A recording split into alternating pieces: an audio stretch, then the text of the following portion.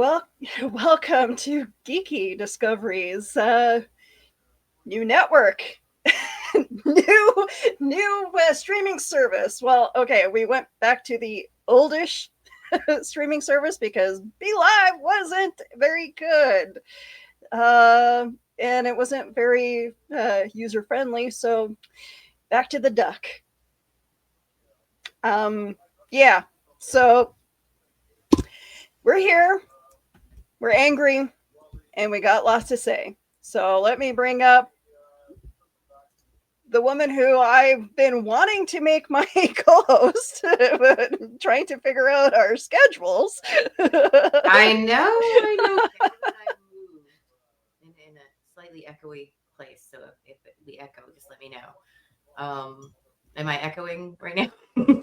Your volume was just a little bit tad low, but I think we're okay. Okay. All right. I'm trying to get close to the mic. There we go. Yes. Hello to everyone, and hello to you, Willow. I have a one-eyed fox keeping an eye on things tonight.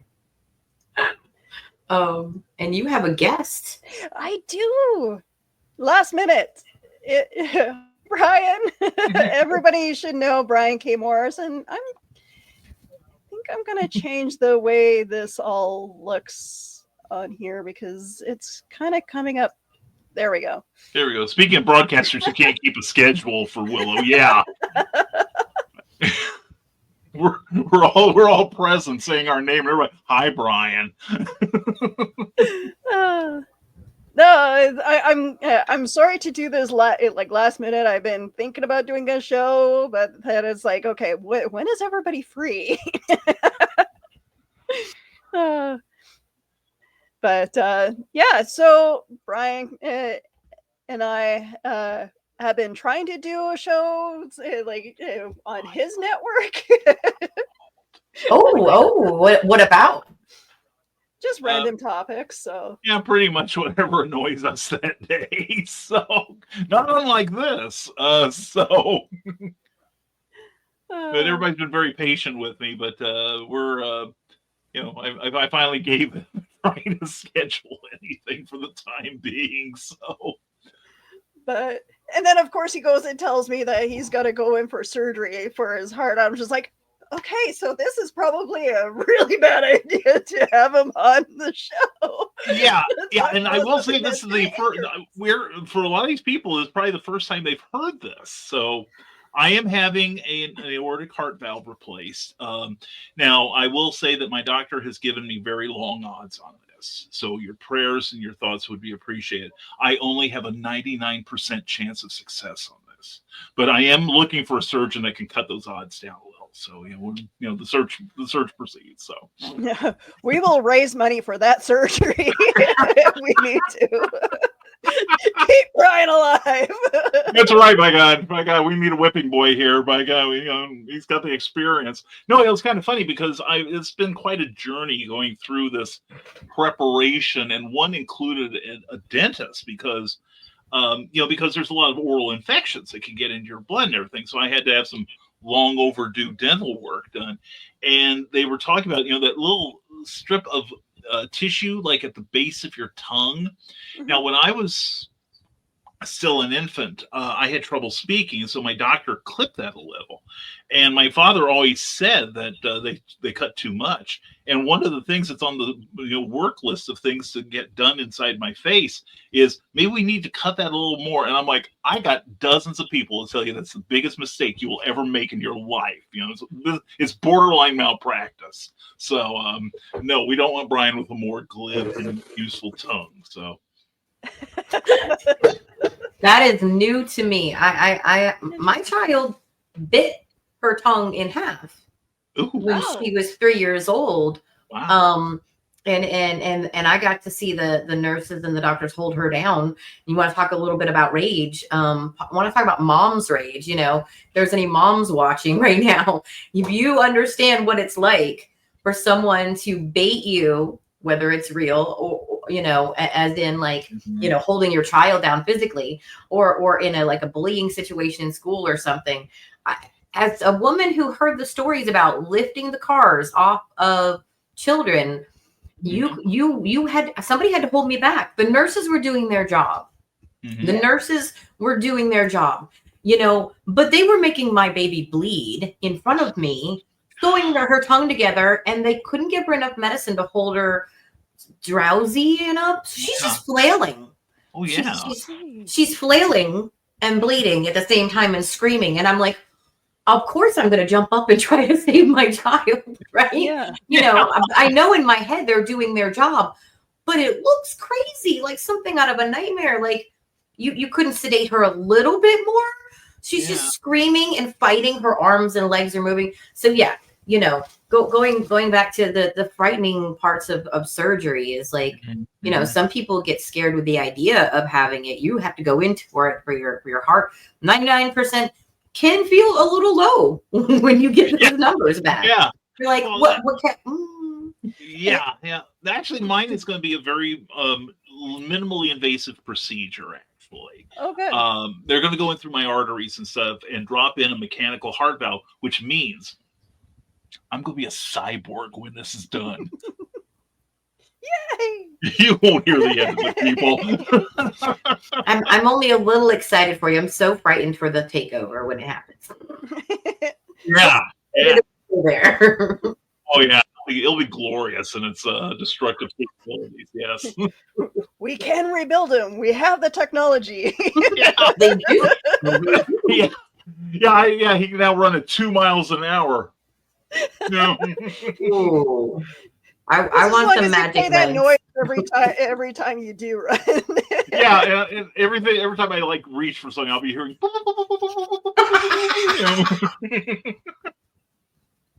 Oh, but that'll be my new phone. My ringtone on my phone.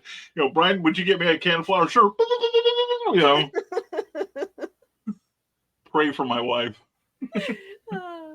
But yeah, no, speaking of rage, we're getting lots of comments on our, not really a good segue, but I apologize. I can't segue for the life of me. Carl Witzman, hello. Greetings, everyone. Hey, Carl. Donna Carlene, hello. Hey, all. Don't forget to like and share, folks. Thank you very much, Donna. I appreciate that. Hey, Willow. Hey, C. Everybody says hi to everyone. Hi, it's GM. And you can't escape that easily, Brian. You're not the first person that's told me that. I'm on the board of directors of this one book group, and I told them the first thing they have to do is replace me. That's their number one job in this world. And I said, what does it take to get off of this board? And they said death. And I'm like, I may have an ad coming up here. Like, don't promise anything you can't hold to. That's right, my God. They set the parameters. Who might have questioned it, right? But yeah, Bionic BKM.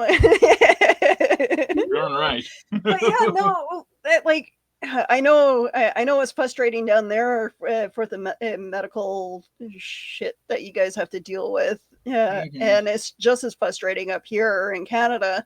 Like, despite what you guys believe, our taxes do pay for our medical stuff, but unfortunately, whoever's in charge of our provinces are the ones who control what happens with our medical.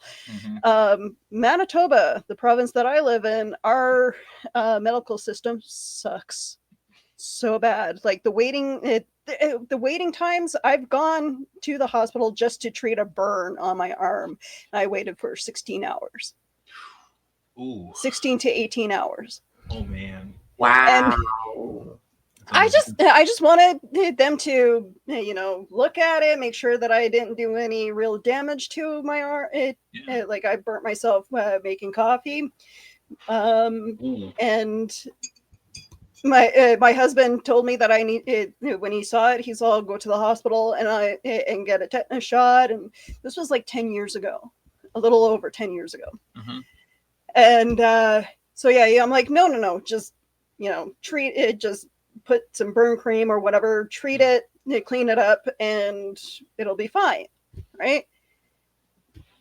16 to 18 hours, and most of that is like half of that is waiting in the waiting room, waiting for a room, and then the other half is waiting for the doctor to show up. Yeah. And so nurse came in one morning at like 3 a.m. and she goes and takes my she monitors my heart rate, and I'm just like, well, now it's normal because I'm pissed. Yeah. I normally have low blood pressure, and Oh yeah, yeah. Well, I see Carl says he's heard similar stories from the UK. Yeah, I have too, and also like the Northern European states, nations have like this kind of nationalized healthcare, and all of them all of them suck to one degree or another. I don't know if there is a perfect form of. I understand the emergencies get taken care of first. Yeah. Don't get me wrong, but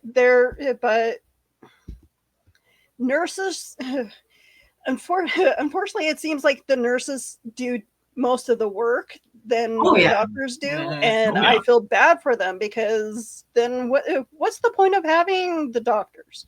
Why not give why not give the nurses full capabilities to treat people? Oh yeah. Yeah, always make nice with the nurse practitioners. Oh yeah, the family and nurse practitioners. I mean, they are basically doctors. Yeah, in many, many, many ways. That's true. I don't know. Because it shouldn't be. You shouldn't have to wait like 18 hours to see the doctor if a nurse can treat you and. Or triage you, or whatever needs to be done, whatever decisions need to be done, and we have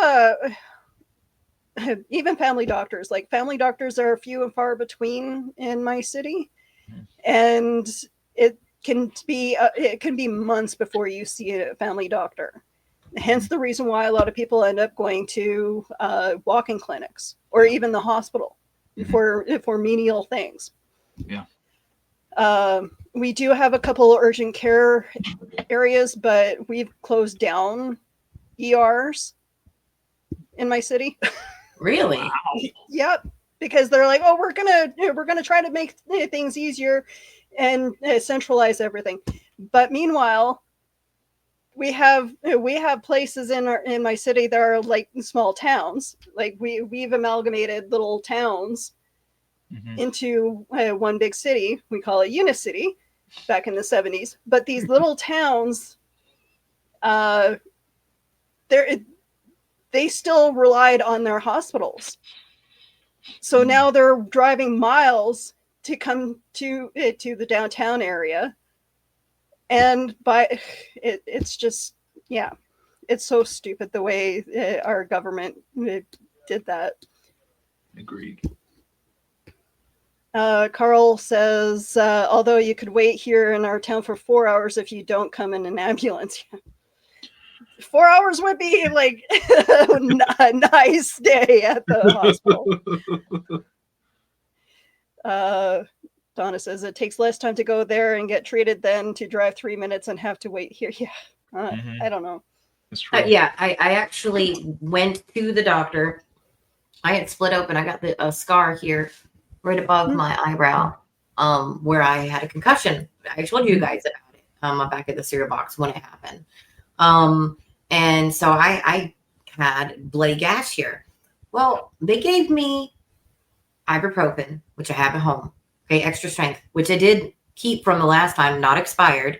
So I had it at home, and they glued my skin together, which I also have here as a first aid. So, and then they charged me $3,000 after being in the hospital for almost. Here's the thing: the wait time. Your wait time. I had like 2 people in front of me, and then they let me in. I would say I was total there maybe 4 hours, but $3,000 later. Ibuprofen and glue. and they sent me home. They're like, we'd like to do scans. We'd like to do this. I'm like, I know I have a concussion. You know, you told me there's signs of a concussion. You're going to do anything for a concussion. You're going to keep me longer. And then you're going to send me home with more money I've paid. So no, thank you. Goodbye. And they went, well, ma'am, if you leave against our advisement. And I'm like, I have 2 aunts that are nurses. I know exactly what you guys are going to do, and it's okay.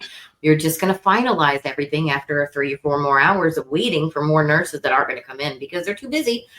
And tell me, do you need anything else? Do you feel any worse? And I'll say no, and they'll send me home Yeah. with a $4,000 bill. Yeah. Oh, that's the question.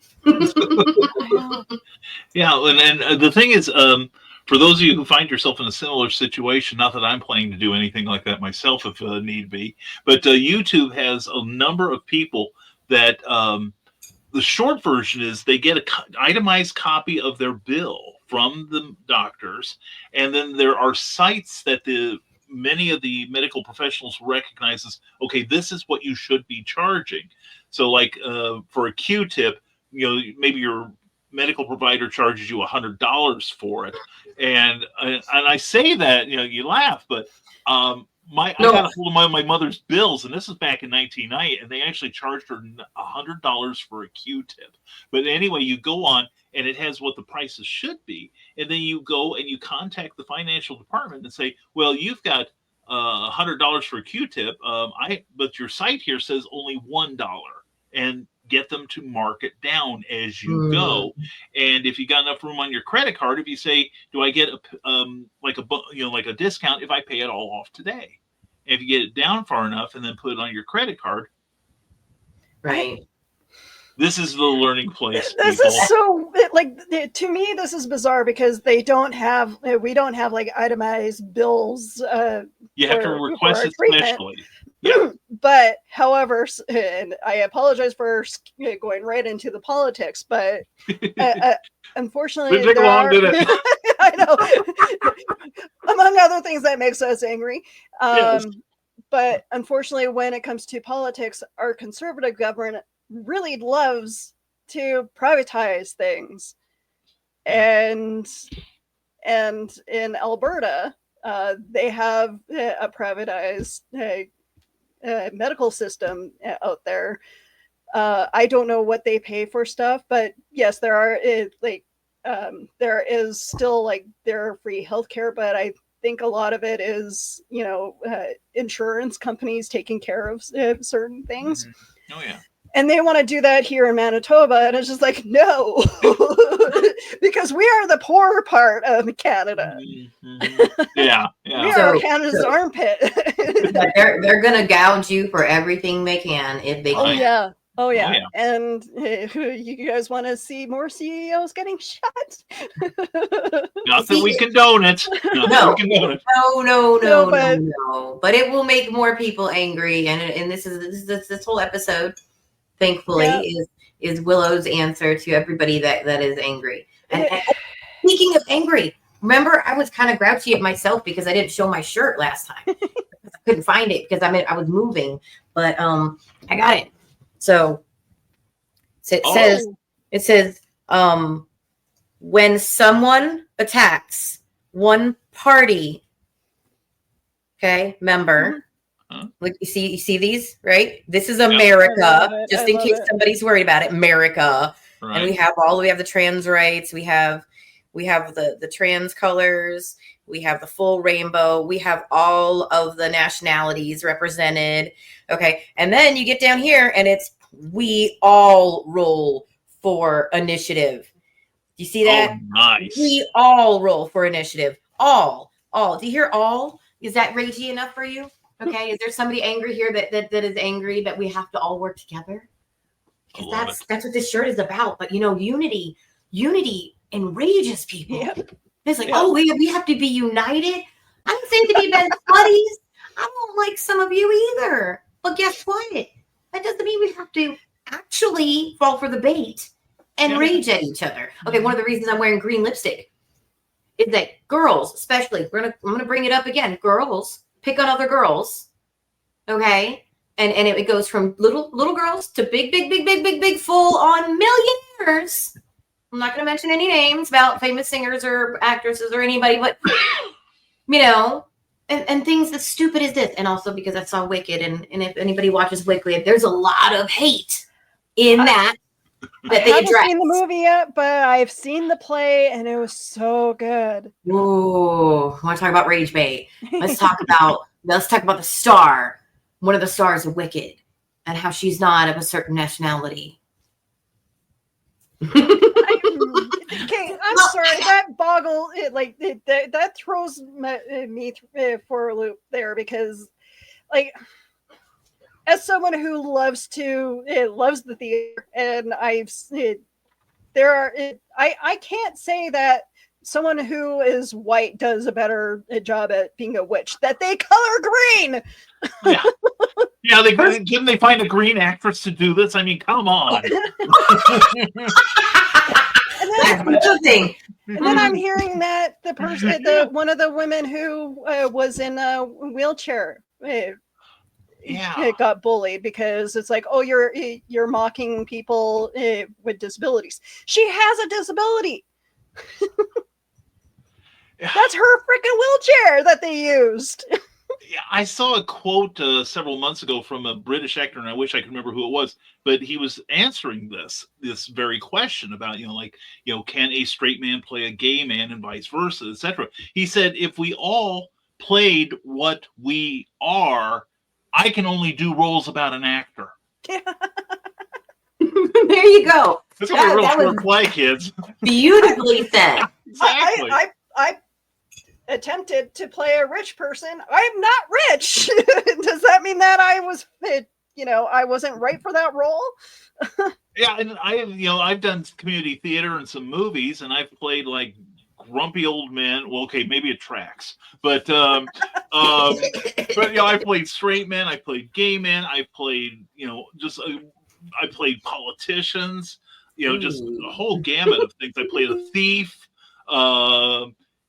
just all kinds of roles, and creativity would be very, very, very limited if we all just talked about what we knew. And being a writer, they always say you'll write what you know. And of course, I just happen to have a book here where I did some race swapping. Hashtag always promote. Willow knows what I'm doing. Always. On Amazon and all available things. But I did that. But the thing is, when you do that, you got to make sure you get it right. You got to make sure you're 100% right. Do your research, do your homework. Don't write about what you think it is. Research it till you can write about what you know it is. So. Yeah, but you don't have to live it though. No. You don't. Now, granted, there are some method actors, and writers that almost embody their characters at times just to get it. And I'm not saying that's not a beautiful form of art. Mm-hmm. It is.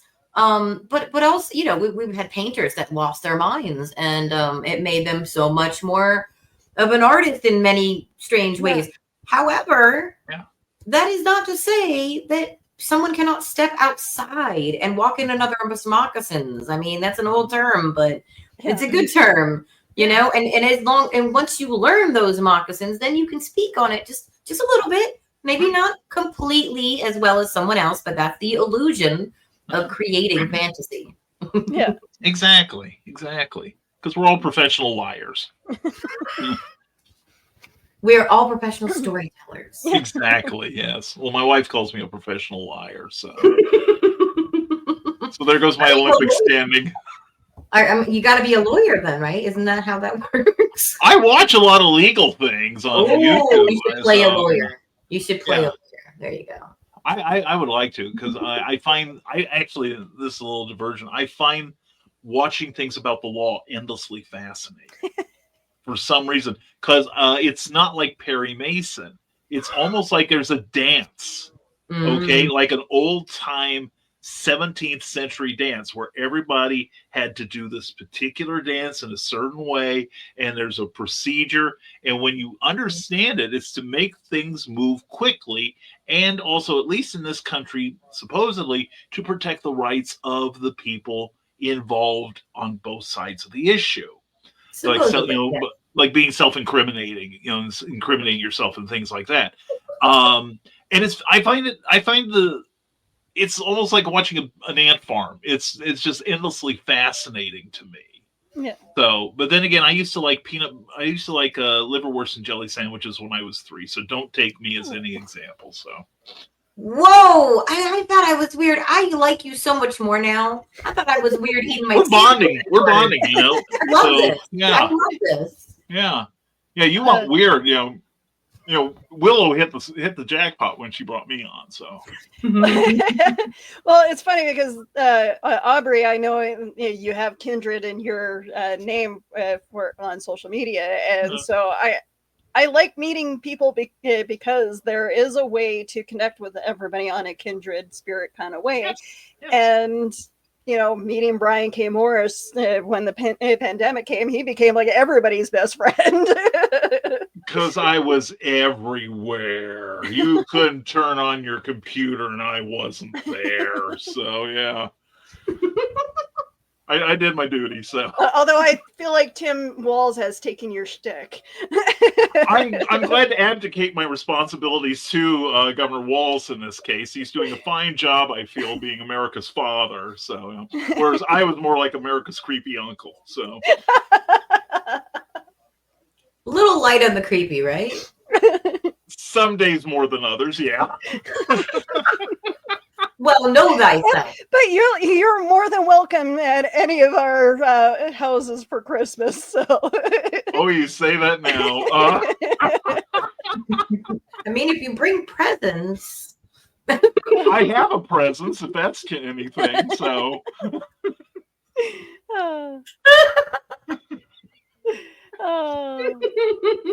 Hi, welcome to the Rage Show. We are giggling like maniacs, just like it should be. Carl, creepy uncle is Brian trying to take my job. We're so angry. The creepy sober uncle. So at least you have an excuse. I don't. So are we supposed to be sober for this? Oh, not on my account. I got whiskey in my cappuccino. What are you talking about? Oh no! I'm Uncle Ernest in this right now. Oh no! I've been known to have some ignitable fluids around me. When I've done broadcasting. One of the worst nights I ever had, I think, was one night. I had like a mild adult beverage to get through the night. It's a great analgesic, and I tell people I have bad knees. So anyway, my wife comes in and she had a little bit of vodka. I say little bit, but my glass is about a third full. She fills it to the brim with vodka. Now, was that 2 fingers or 2 fingers? More like the Incredible Hulk fingers, So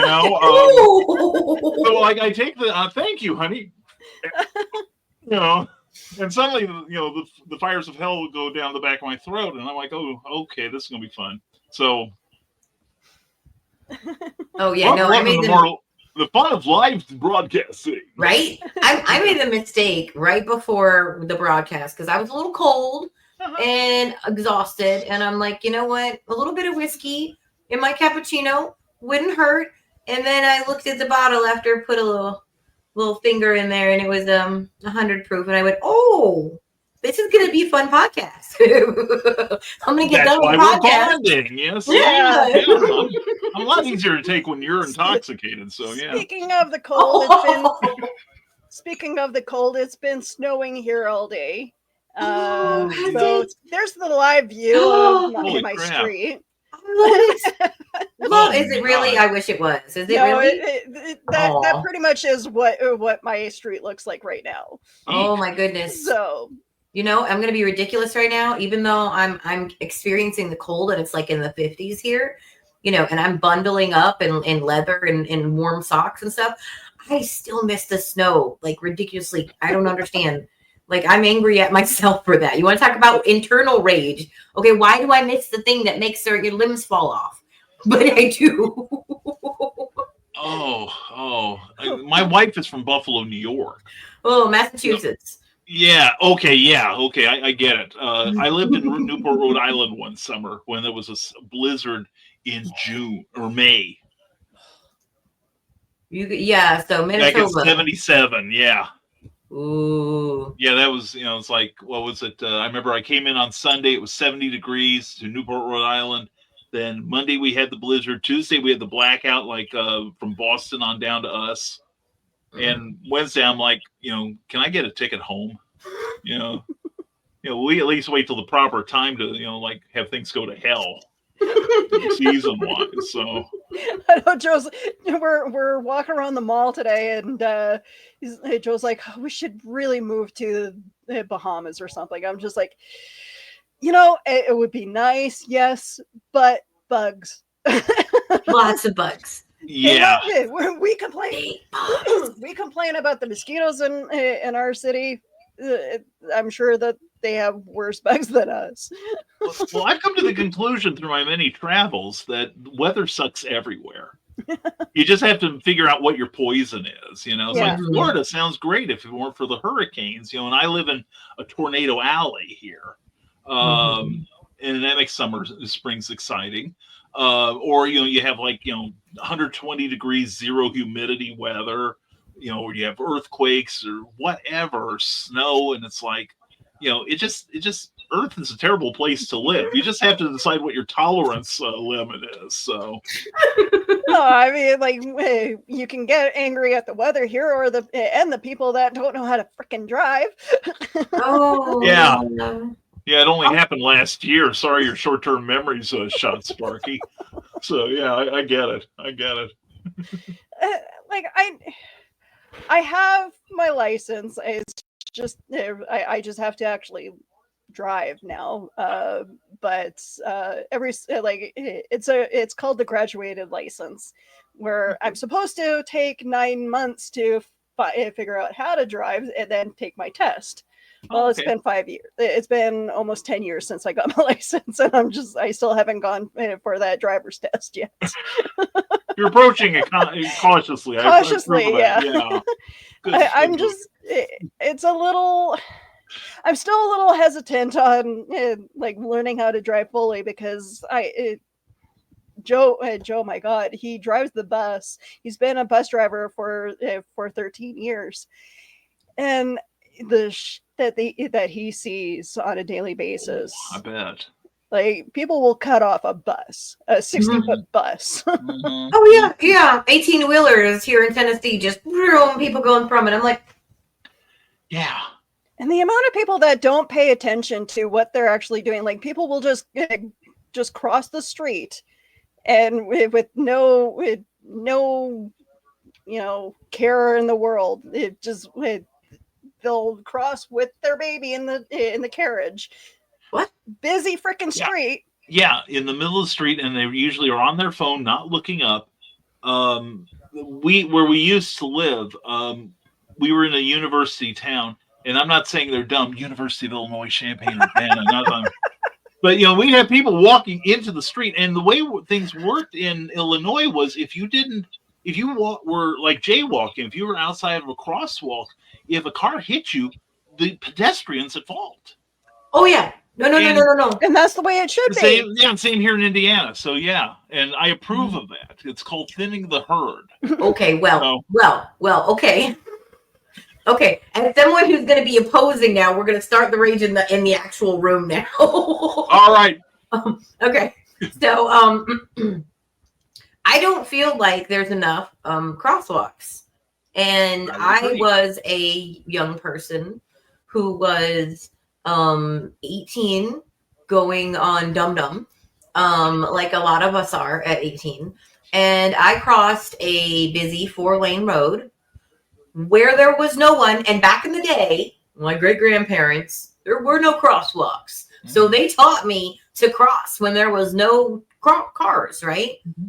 This is back when they moved to Massachusetts. So when I was not born yet. Yeah. Like way back, like 1920, 1930s. And so they taught me this is something you were allowed to do. So I come to Tennessee and I'm like, my coworkers working at a gas station. Okay. There's McDonald's 4 lanes away. My coworkers are like, really want breakfast? And I'm like, nah, I can do it. No big deal. We're like, you don't got a car. How are you going to do it? I'm like, I'll run across the road. They're like, you're going to run across the road? I'm like, yeah, I've seen other people do it. Joe Schmo that we work with had done it the other day. And I'm like, see, nobody's coming. I'm going to go, right? Nobody was coming. Then behind me, in the gas station, again, nobody on the road. A 16-year-old with a lawyer's father, or a father that was a lawyer, rather, decided to come out of the gas station at 35 miles an hour and decided that he was going to be on his phone while he was driving. Ooh. And he didn't see me. Mhm. And he hit me with the side of his car, and I broke off his side mirror. And his Good. father sued my father, even though I had a concussion and a giant ostrich-size bump on the back of my head. Mhm. Mhm. And I flew through the air about 3.5 feet, according to the reports of people who actually saw me land. Right. I would have made it across because I was on the side of the road where the other gas station that he pulled out of, and the McDonald's was. I was about like 12 steps from the edge of the road. Oh my god. And this kid was not paying attention, and he wanted out of that gas station. He was like, no, brand new Mustang. Yeah. And to every rule, there is an exception. So I will say that. Yeah. Oh, Sure. yeah. So, Wow. so I think there should be more crosswalks. I agree. I fully because- agree with you. And It educate the depends people on how on- to use them. Depends on Mhm. what kind of city you're living in. My city, there's literally lights on every block, or like street lights. That's awesome.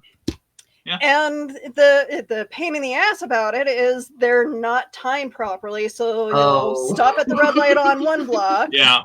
wait, Yep. and then go a block, and then stop at the next red light. So you're just constantly stopping and going and stopping and going, and that is ridiculous when it comes to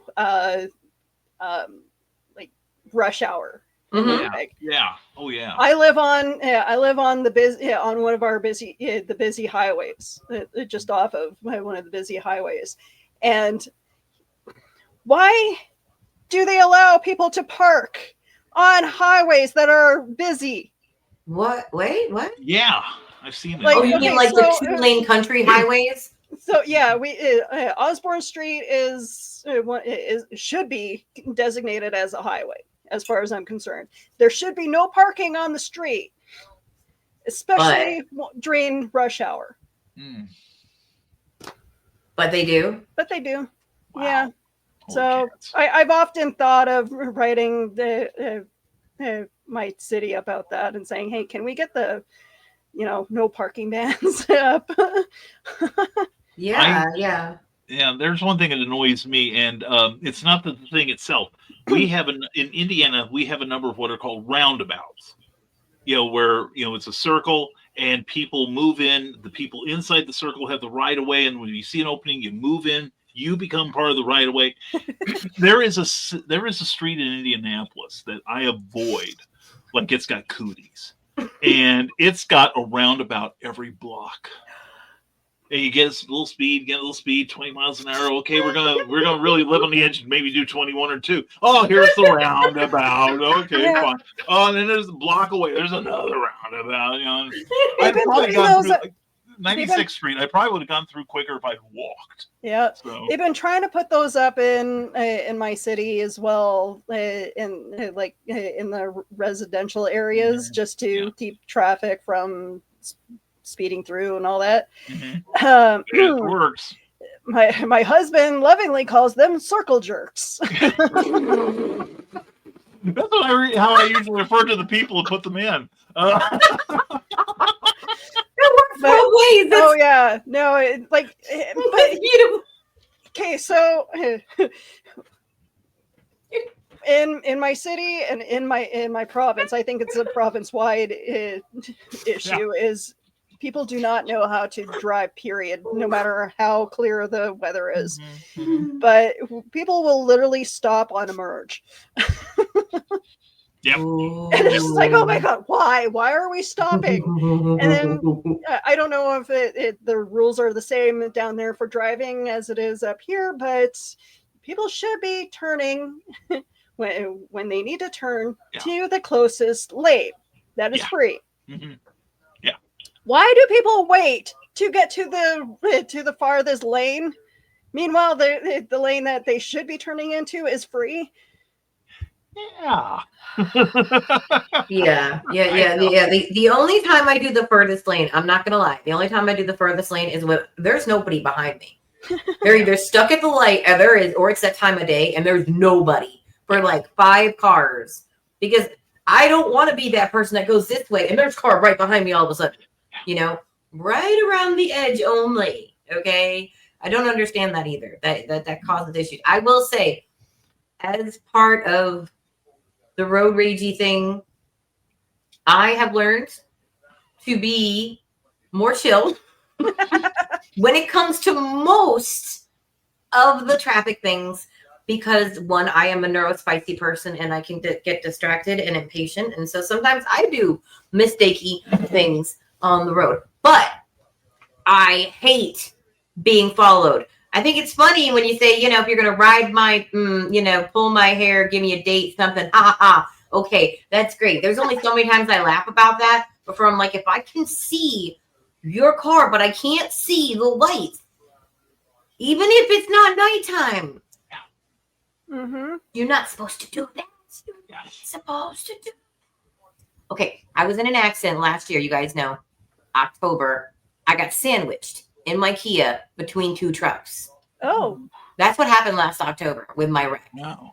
When I lost my car and I lost my job and I lost my vending and everything, I got stuck.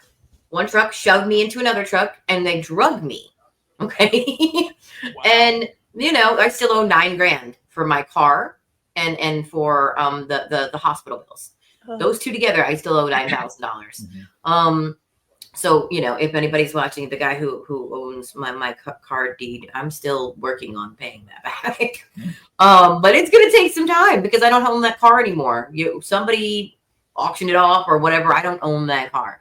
But that was because of following too close. That gentleman was too close to the back of my car. There should be enough car lengths away. And if you're in traffic, you know what? People are on the TV and the phone, and because they got TVs in the car. So I'm not even going to judge what you're doing. Just pay attention at the same time. I have ADHD. I can do like 5 things at once. Pay attention to the car also, in front of you and in back of you. If you're so close to me that I can smell your coffee, get the back. Get back. Yeah. Get back. It smells good, but get back. Please. So we have a comment from Keisha. I just want to go to sleep, but I don't want to miss this, so I'm watching while feeding. Aw. Well, don't let the negativity get to you. We're all good. Yeah.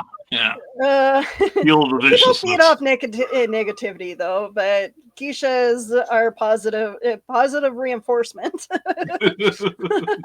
She's hilarious. She really is. Yeah. And Donna says, I drive because I had too many years of overcrowded school buses. I'd rather be alone. I understand that. I do. And yes, trust me and Joe could probably have our own podcast called Bus Stories. I don't know why you don't. That should be a thing right now. It should have been a thing last year already. Maybe one day we'll do something where we're riding, where we actually do a show while riding buses. So we'll see. Everyone should read. Oh boy! She's lucky we don't. She doesn't have buses where she lives. Yeah. Yeah, the bus stories are a different breed of rage, and right now we're dealing with, I'm again, it's probably the same in your guys' city, where people are going into businesses and stealing, and it's an unfortunate epidemic everywhere where theft has risen. In my city, unfortunately, we're told don't engage with certain people. Otherwise, they could harm us. There's been attacks on our buses. There's been attacks all over our city, not just on the bus. We've had a police officer get stabbed in the neck. Wow. And it's every time I go to the Winnipeg police page, it's always something like random attack, or someone getting arrested for going into a business and stealing stuff. And so here, when some people get on our buses and demand a free ride, and they'll sleep on the buses. Bus drivers will just allow it because they don't want to engage it, just in case that these people are violent, which I understand. Unfortunately, we've had a bus driver that was murdered a couple of years ago, stabbed, because he tried to wake a guy up and tell him to get out of his bus. Oh my gosh. Wow. That is awful. It is. I shouldn't say this, like at least it was just one bus driver that was stabbed so far. Man. But we've been asking for the Winnipeg police to, at least have a police officer on on the busiest areas of our city to come along for rides. We've had a couple instances where our buses were hijacked. Oh my goodness. Our city refuses to put even security guards on our buses. Oh man. And I can't wait to clip this and send it to hey, City of Winnipeg. Remember when there was a murder on our buses? Remember when a couple of our bus drivers were hijacked? Yeah, we need security. We need police officers on our bus now. Yeah. Yeah. Wow. And that's terrifying. I mean, the amount of, I will say, something that enrages people, which this is, I guess, could be rage bait, is how we feel about homeless people. In our area, it has become a complaint of seeing more homeless people, because not only have more people moved here from Florida and New York and Michigan and Buffalo and just anywhere you can imagine right now, because they think they have this delusion that Tennessee was this like land of fruit and milk and honey and was just gonna all somehow work out special for them. And like, guys, this is the Hollywood of the South. It does not. There's no yellow brick road. There's no white picket fences. It's whatever you can earn, like any other place in America. And it also depends on your community and the people around you. And we don't have. I don't know that if we have. I really don't know if we have a homeless shelter in this town. But I know that we have a lot of homeless now. And there's got to be something that's done about it, instead of just raging or getting angry that people are homeless. Do I feel weird about people not working, as I have not worked sometimes, and being given things? I don't know if they're doing something. There's some of them were playing music, and there was such a complaint about the music that these people were forced to stop playing music for money. I remember when this was okay. And beautiful music, not awful music. See, I love the buskers. I absolutely love buskers. I will stop, listen to them playing their music. We have one guy. So we have what my loving husband refers to as the hamster areas. We have skywalks downtown, going from one building to the next, and it's a great escape in the cold. So we have one guy every so often that puts on a horse's head mask and plays the guitar. And nice! So that's fun. He just randomly appears every so often in different parts of downtown, but his main thing is being in the skywalk. And but yeah, we have there was one guy that was selling his CDs out of his guitar cases. And I'm just like, dude, this is like, I put up a link, like I asked him if it was okay to record him, and I shared it on my socials because I'm just like, this guy is amazing. I've seen him a couple times, and but yeah, I have no problems with giving money to buskers. I appreciate those guys. Mhm. Yeah. I've done that too, yeah. Yeah, and the other thing is breaking in vehicles. That's the other. You know, you were talking about, you know, criminal cases or things like that. You know, thievery or violence. You know, I live increasing. across from a thief. Yes. Oh, whoa. Yeah. Well, yeah. He stole, like, I have iron gates, and he stole the doors off my gate one time. Wow. And pawned it off at the antique store down the street. Oh my gosh! Wow. Oh yeah, Okay. I found it because I messaged all the pawn shops and all the antique stores in Winnipeg to see where, if they ended up at any of those shops, and the guy only got $30 for them, and I'm just like, seriously, like, No, it wasn't worth it. That wasn't No. worth it. Was it No. really worth it? no, the gates have been up since the 60s. Yeah. My husband's grandfather put them up. Wow. Of course, then again, you know, one of the major problems with a lot of homeless people is mental illness. Mm-hmm. You know, Well, yeah. you If know, that or was addressed, drug addiction, something like that. You know, where, you know, $30 may be just what they need to get them through the night. Yeah. So, Hmm. or they may be impaired in a way that, you know, they can't make a good decision, which would be don't take the gate in the first place. But Oh yeah, like I'm fairly certain he has some kind of addiction. I'm also convinced that he's also a meth head. And Well, I'm that is a because crazy addiction. we've had or at least like someone who lives with him provides him with drugs. We've had the police go raid the house, and I actually have that on video.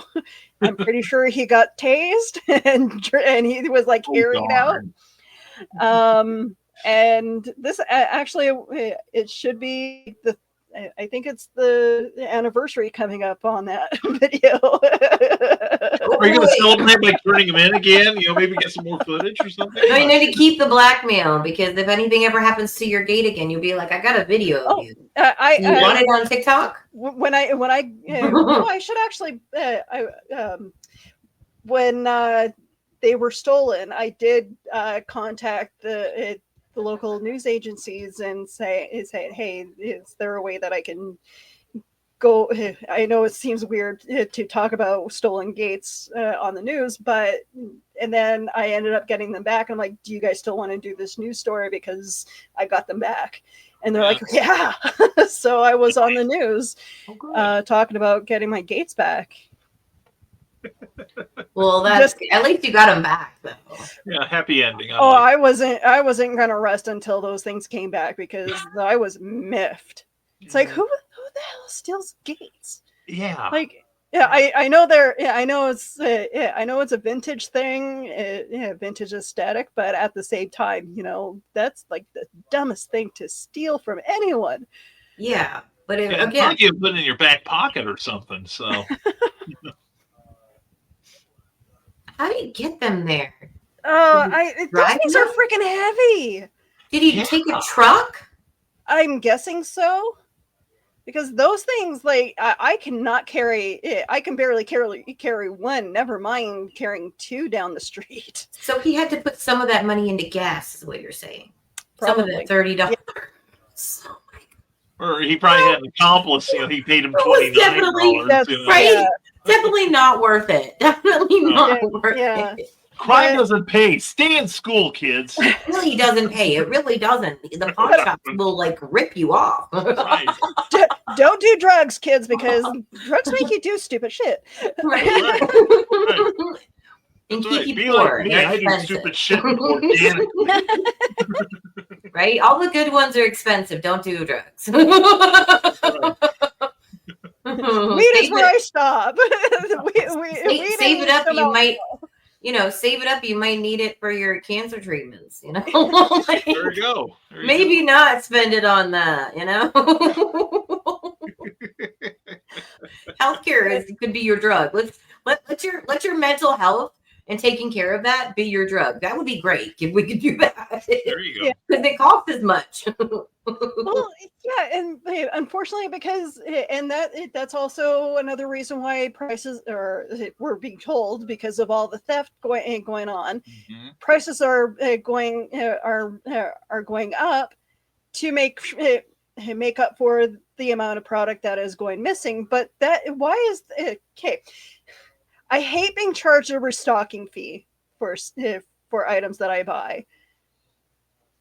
Why are we being charged that restocking fee when it's up to the company themselves to restock their items? I can answer part of that. Okay, I want to hear this. Okay, because I've worked a number of jobs in my life, and living in a university town as I did, I used to work in a big box office supply store. That's all I will say about it. And we had like a whole bunch of students at the start of the semester buy laptops with their mom and dad's money. And then at the end of the semester, after they typed all their papers and everything, they bring them, because the store had a very, very liberal return policy. They bring them back after the term papers were written, which might be like 30 or 60 days after that, and get a refund on the laptop. And the reason we knew this because our IT guy would always check the drive, and there were all these term papers on all of these computers. So the restocking fee was that, okay, you think you're going to get a free computer, we're going to get at least a little something for it. Now, I agree with you, Willow, about all items in a store having a restock fee. I think that is a bit onerous, but for something like electronics, that I understand. Yeah. Like, okay, I'm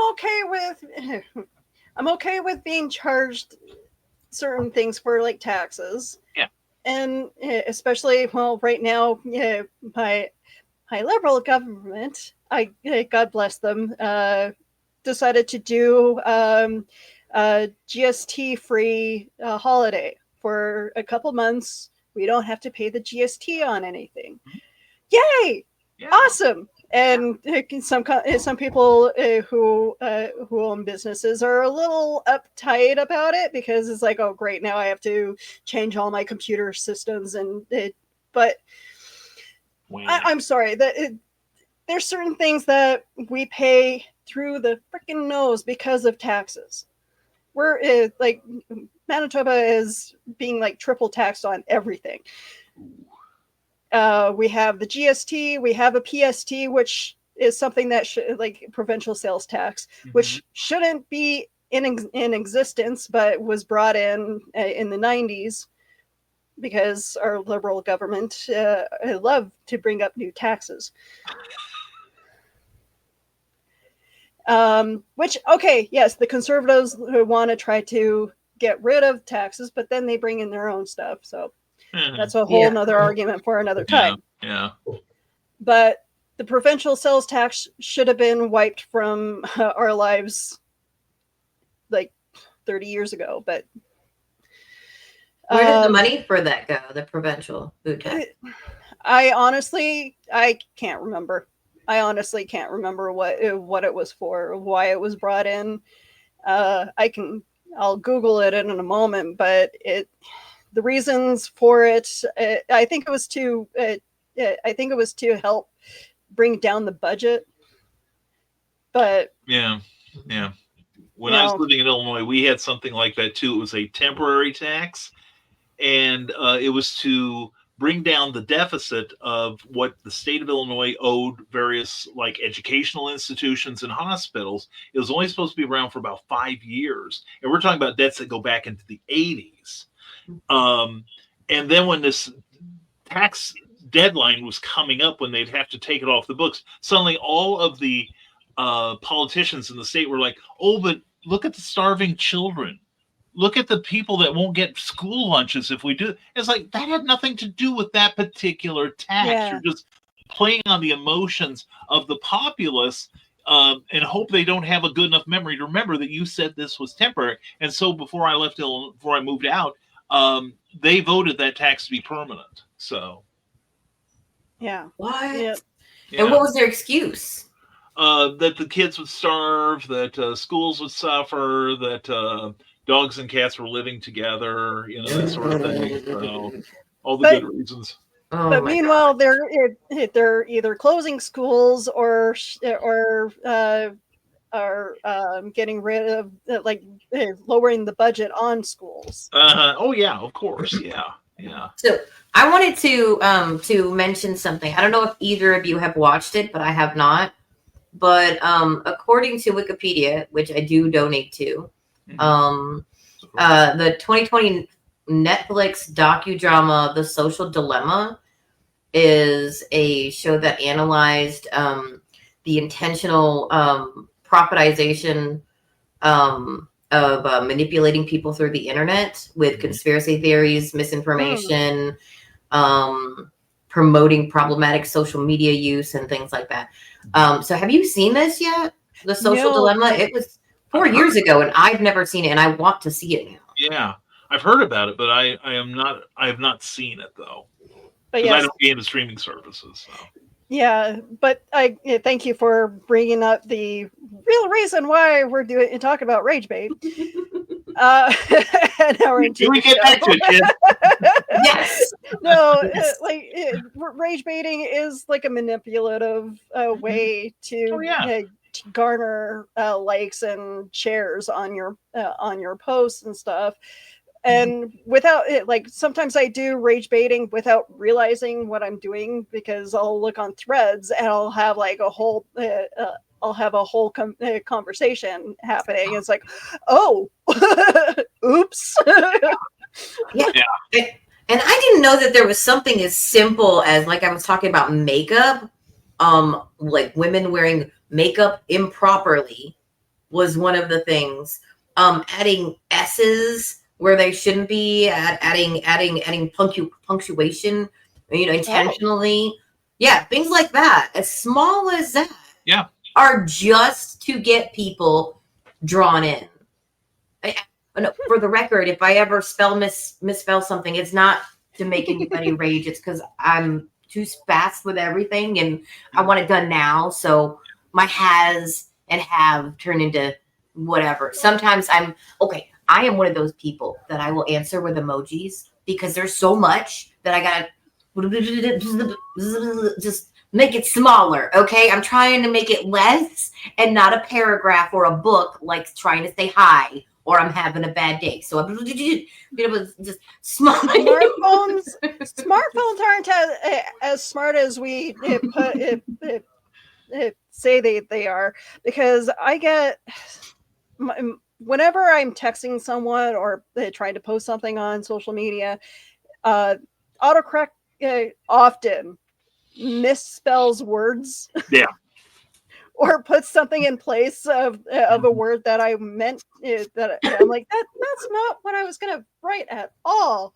I was doing that before autocorrect. In fact, I'm still living down something from about 30 years ago.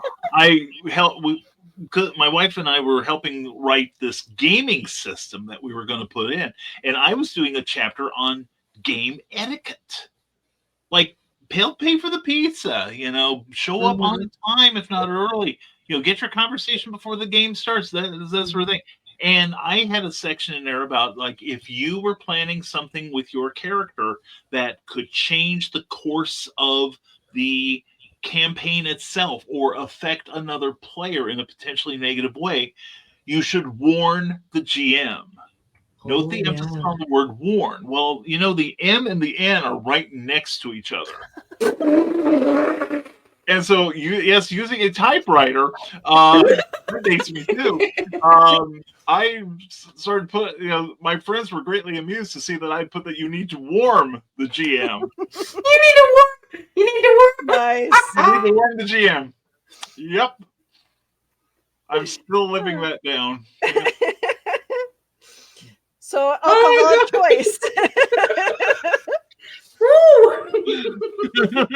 I know. We got some curious DMs like, wait, can we put that in the rules? Yeah. Hey, if I thought I could get some action that way, I'd run a game. Wait, how many lives do I get? Yeah, I got 5.5 pounds of dice in my room just waiting to be used. So.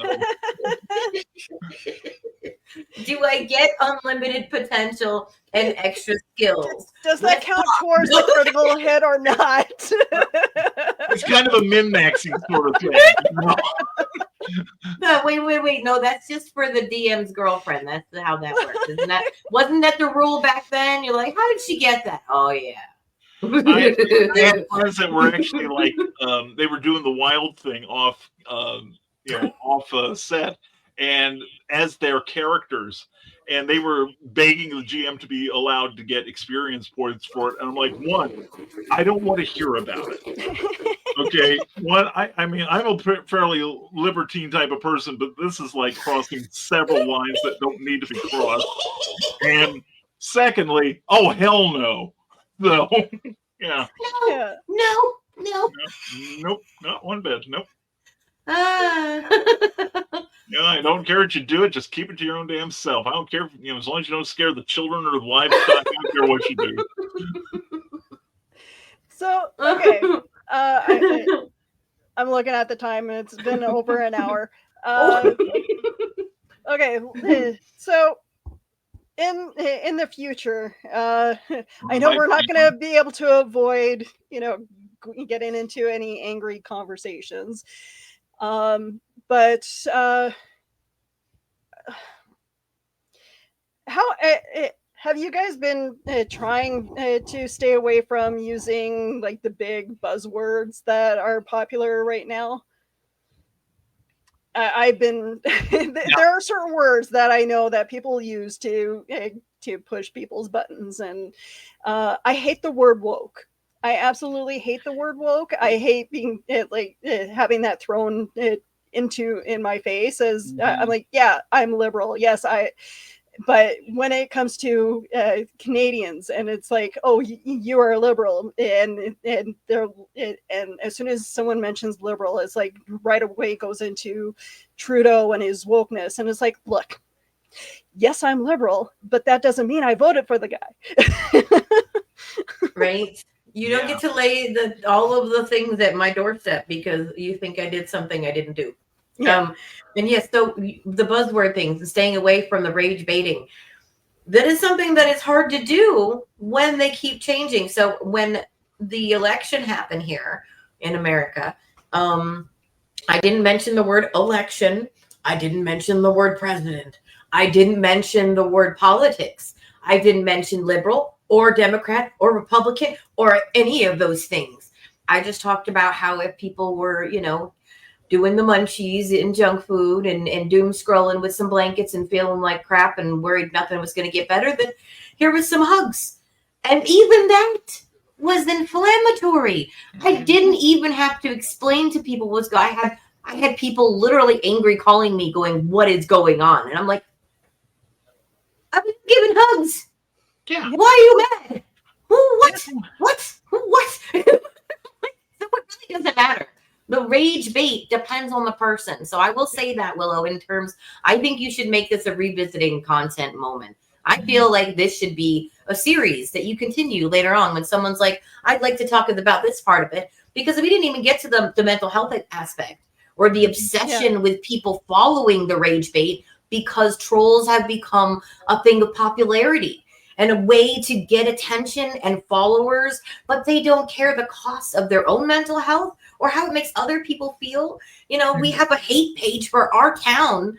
And I talked just this month on the good page about how it's so negative, even on the good page. People are just like, people ask a question and they're like, why don't you Google it, smarty pants? And I'm like, I know. They could have Googled it, but they thought maybe you might have some freaking information. Yeah. And is it bad to ask a question of a human rather than an AI or the Google search? Like maybe they're trusting the human over the search, and so it really doesn't matter. It really doesn't matter. You can try to avoid the rage and avoid being the bait. And then you could still do nothing wrong in that moment. So avoiding it can almost seem like you're tripping more into it, or like you feel like you're having to walk on eggshells, and you automatically yourself feel kind of ragey a little bit because you're like, why do I have to super like filter myself? But so there's like a medium, guys. I cannot be medium to everything. There's balance. I believe with kindred spirits comes a sense of a desire for balance, peace. Yes, but we all see peace as a different thing. So how about balance?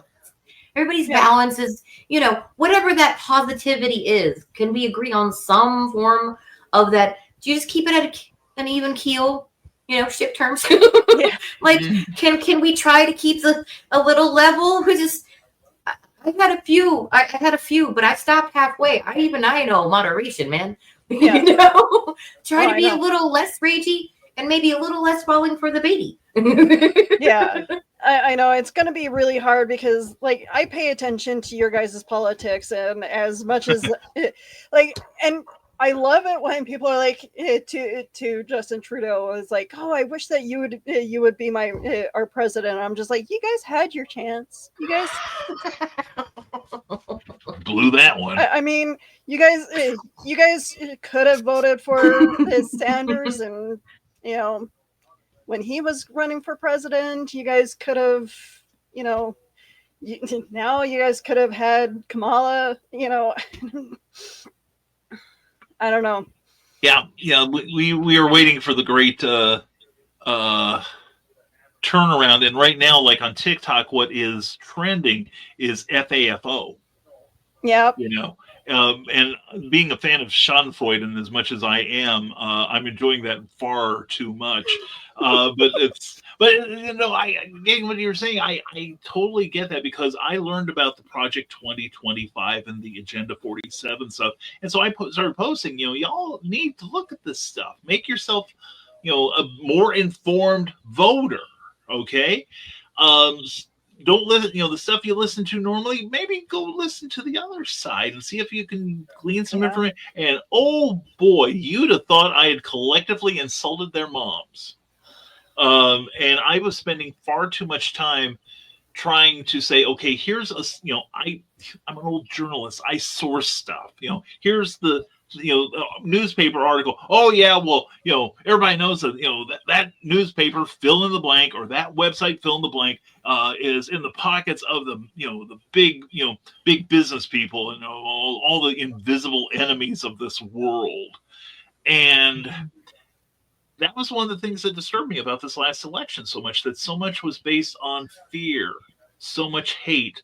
I'll throw Springfield, Ohio in as an example, where that was just like, it was just like catastrophic. And then you have the candidates who don't want to be fact checked. In fact, one of them came out and said, we make up stuff just to bring up things we wish to discuss, even if it's wrong. But I found myself pulling away from social media a lot, and I admit that I have left Twitter. I don't care what you call it X all you want. You're dumb. Yeah. And I'll go on the record as saying that. I'll stand on that. And I went to Blue Sky. It's a lot more even keeled over there. And the one you mentioned earlier, Willow, I go on there.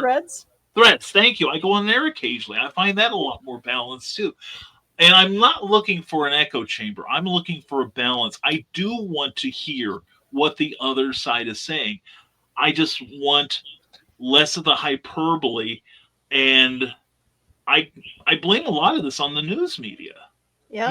There's been yellow journalism for more than a century, at least here in America, and I know in England. But nowadays I see a lot of the news media looking as they're as related to the news as the WWE is to Olympic level sports competition. Mm-hmm. It's entertainment. It's news as entertainment. And, so much of what you see is almost constructed like fiction, where you have a protagonist and an antagonist. You have the challenge, but what you don't have is a freaking end to the story, or a redemption arc, or any of the things that you would tune into a TV show and hope to find in a good story. This is more like the song that never ends. It goes on and on, my friends. There's just no ending to it. My friends likened it to professional wrestling, and it's the same thing.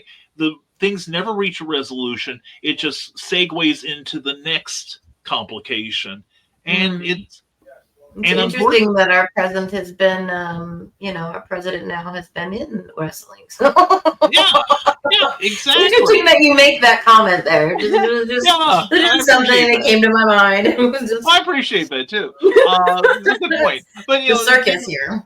Yeah, it is, and it's meant to exhaust us.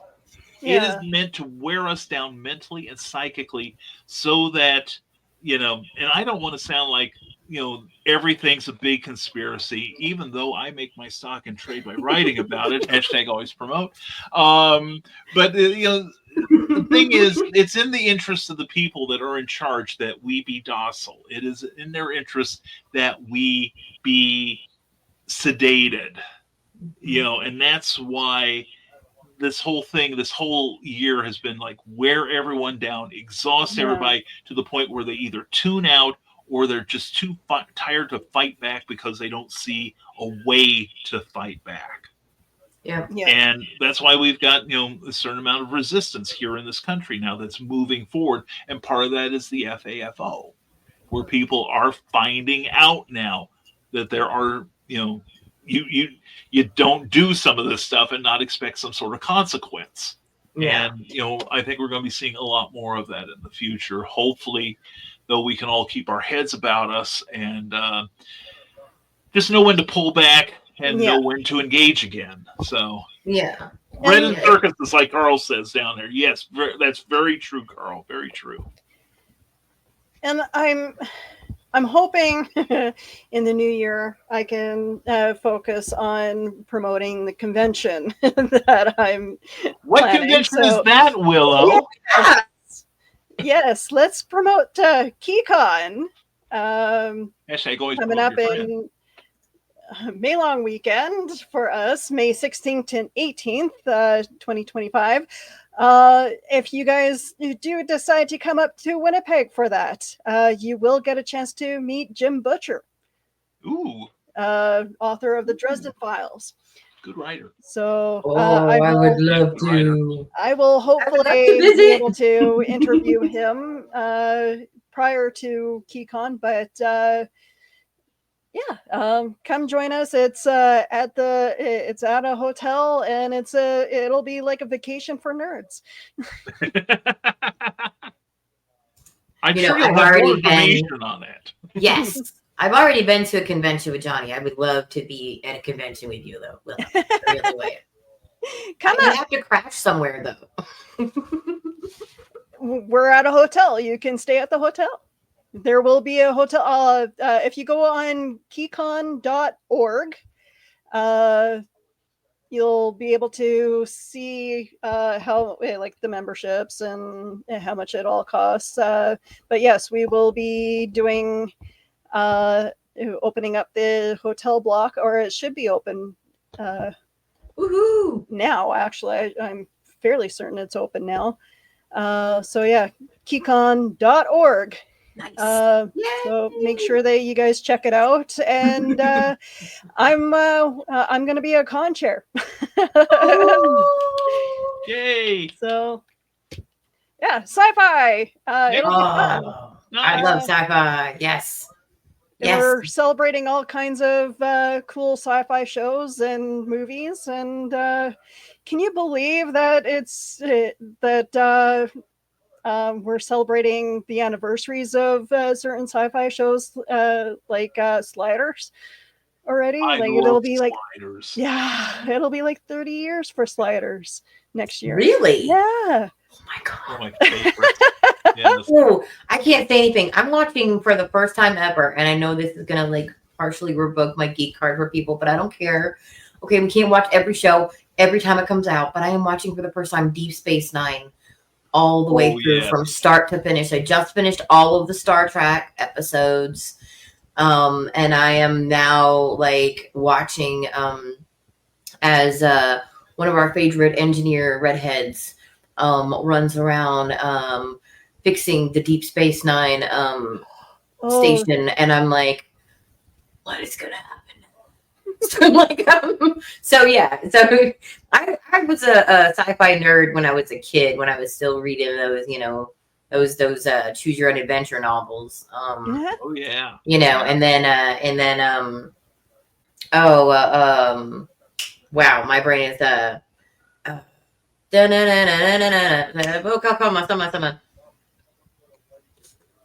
Twilight Zone? oh no, Twilight Zone. Yes, thank you. Oh yes. So besides the Dresden gentleman, are you gonna have more We have a guests couple. on your way? Yes, we have one of my good friends, Evan Quering, is who's an artist. He actually he's going to be doing our art for our book this year, and he has a comic out.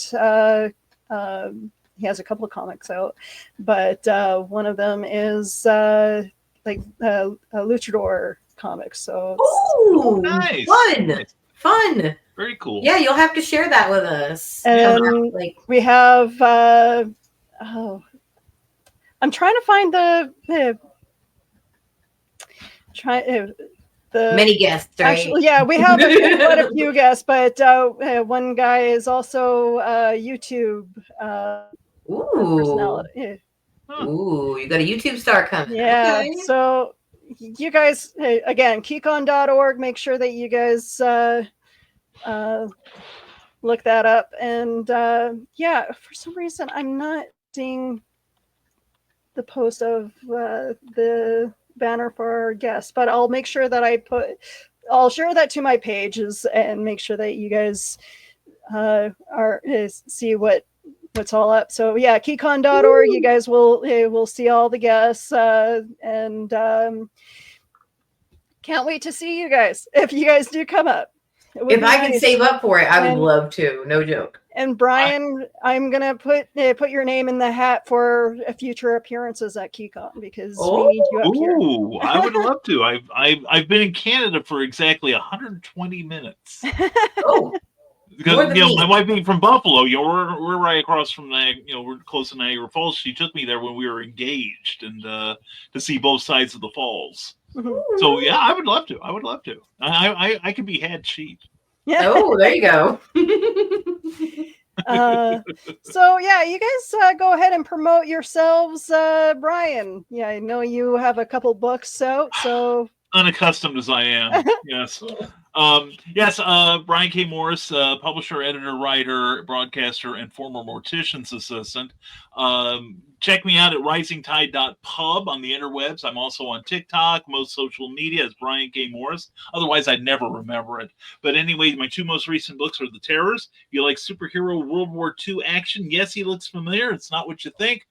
Check this out. It's a great adventure book. And also, my newest book is Quest for the Delphi Oculus from Flinch Books, about a disgraced journalist who finds an alien artifact that is being the subject of inquiry from a possible new world order. It's, if you like Ian Fleming and The Prisoner, you'll like this book. And otherwise, I can be seen on all manner of programs such as this show. And I've had a wonderful time, Willow. Thank you for having me. I'd love to come back sometime. Oh, no problem. I would love to have you on. I'd love to be had. Aubrey, where can we find what do you have going for the next couple weeks leading up or even into the new year? What do you have planned? Well, I'm supposed to be showing up for some little holiday events in costume. Hopefully I will have some more requests coming up, a little bit of face painting, some more podcasts, hopefully. Doing a few things here and there, and then of course the new year and back on the other ones. And I'm supposed to be working on something to show up new next year under me being a lead host. So yay! And where can we find you on social media? Oh, you can find me on oh wow, I did that so fast. On my Instagram at Miss Kindred Ivy. And that's pretty much where I am most of the time. You can't find me on Facebook, but you got to search for me. So see you in the Excellent. YouTubes and podcasts. Thank you for having me, Willow. No problem. All right, and you guys can find me all over social media. I try to be the social media socialite. I'm not sure if we'll be doing another show from here until or around Christmas time, but we'll see. Maybe. But I will try in the future to be a little bit more plan wise, plan a little bit better scheduling for these shows. But we'll see. Sometimes I just get ideas and say, hey, let's do a show on something. But yeah, Geeky Discoveries, you can find it on YouTube and Facebook. I'm going to try to put this episode up on Twitch and on other social media stuff. So yeah, I'm on Threads. You can just search up Willow Skylar. All right, you guys, thank you very much for joining me today. Sorry about the randomness of doing the episode. No, it was great. I appreciate actually. you guys coming last minute. You guys are amazing. Thank you to those of you in the chat who are tuning in, and always, you guys can always comment, like, share. I try to respond as much as possible to everything. Thank you very much, Donna. I appreciate you. So yeah, you guys have a great night. Merry Christmas, happy holidays.